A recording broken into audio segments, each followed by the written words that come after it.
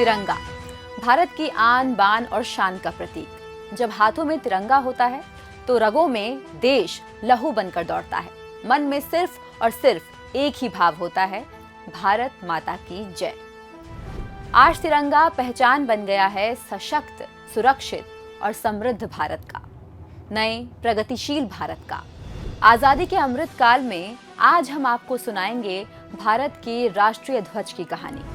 वो ध्वज जिसने हर भारतवासी के मन में आजादी की अलख जगाई, जिस ध्वज ने देश को एकता के सूत्र में पिरोया और अंग्रेजों को भारत से खदेड़ने की प्रेरणा बना। वो ध्वज जो हर भारतीय की पहचान बन गया, स्वाभिमान बन गया, आत्मसम्मान बन गया।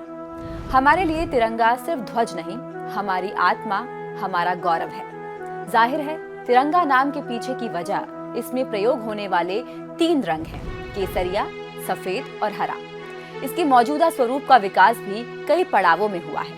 अभी जो तिरंगा फहराया जाता है, आजादी की घोषणा से 4 दिन पहले 22 जुलाई 1947 को अपनाया गया था।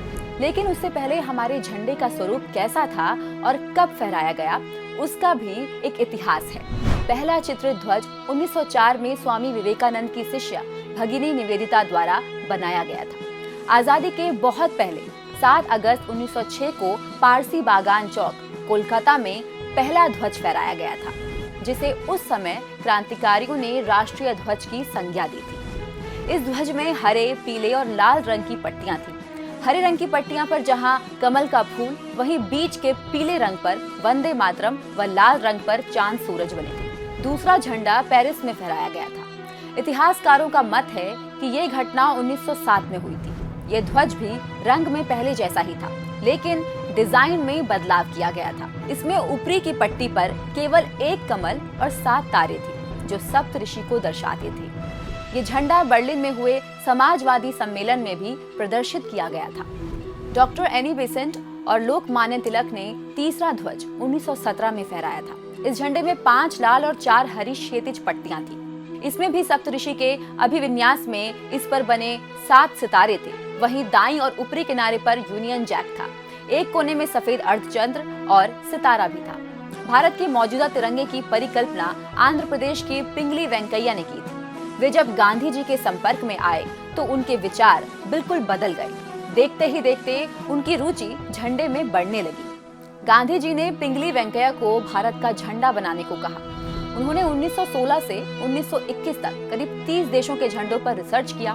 उसके बाद जाकर उन्होंने एक झंडा बनाया। गांधी जी झंडे को देख काफी ज्यादा खुश हुए। ये 2 रंगों का बना था, लाल और हरा। लाल और हरा रंग जो 2 प्रमुख समुदाय को अर्पित हिंदू और मुस्लिम का प्रतिनिधित्व करता है।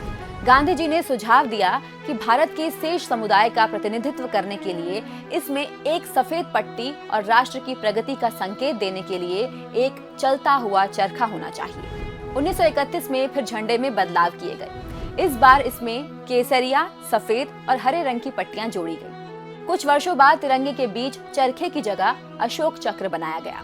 इसके बाद राष्ट्रीय ध्वज तिरंगा को 1947 में संविधान सभा की बैठक के दौरान अपनाया गया।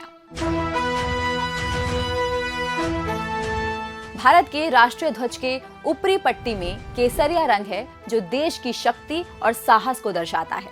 बीच की पट्टी का सफेद धर्म चक्र के साथ शांति और सत्य का प्रतीक है।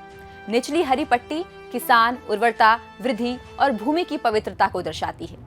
सफेद पट्टी पर बने चक्र को धर्म चक्र कहते हैं। इस धर्म चक्र को विधि न्याय का चक्र भी कहते हैं, जो 3य शताब्दी ईसा पूर्व मौर्य सम्राट अशोक द्वारा बनाए गए सारनाथ की लाट से लिया गया था। इस चक्र में 24 तीलियों का अर्थ है कि दिन रात के 24 घंटे जीवन गतिशील है।